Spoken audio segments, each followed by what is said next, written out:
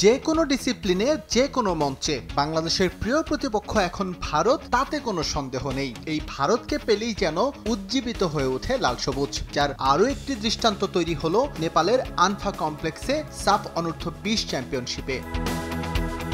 Group পর্বে প্রত্যাশিত performance করতে না পারায় সেমির মঞ্চে কঠিন পরীক্ষার মুখে ছিল বাংলাদেশ। হারলেই মিশন শেষ, এমন সমীকরণে বুক চিতিয়ে লড়াই মারুফুল বাহিনীর। ভারত চেষ্টা করেছে প্রভাব বিস্তার করতে, তবে প্রিয় প্রতিপক্ষকে কাছে পেয়ে হারানোর সুযোগ হাতছাড়া করতে চায়নি বাংলার যুবারা। আমাদের এখানে আসার আগে আমাদের টার্গেট ছিল যে আমরা ফাইনাল খেলবো এবং চ্যাম্পিয়নশিপের জন্য, যদিও আমরা আমাদের গ্রুপ পর্বের দ্বিতীয় ম্যাচটা হেরে গিয়েছিলাম নেপালের সঙ্গে।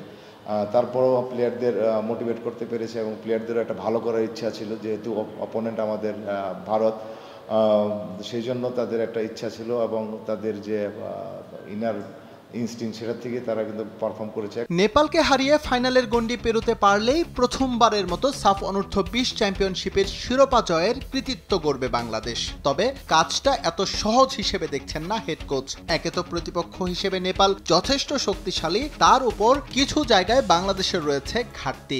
অর্ধেক পাউডারে দ্বিগুণ উজ্জ্বলতা, নতুন রিন অ্যাডভান্সড অর্ধেক পাউডারে দ্বিগুণ উজ্জ্বলতা।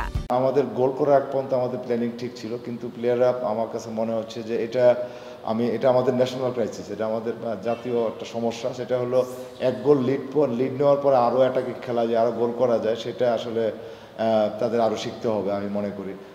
তারপরেও আমি আশাবাদী ইনশাল্লাহ ফাইনালে নেপাল অবশ্যই সবসময় বেশ শক্ত প্রতিপক্ষ বাংলাদেশের জন্য, এবং এই সাইডটা অনেক স্ট্রং এবং ট্যালেন্টেড প্লেয়ার আছে নেপাল টিমটাতে।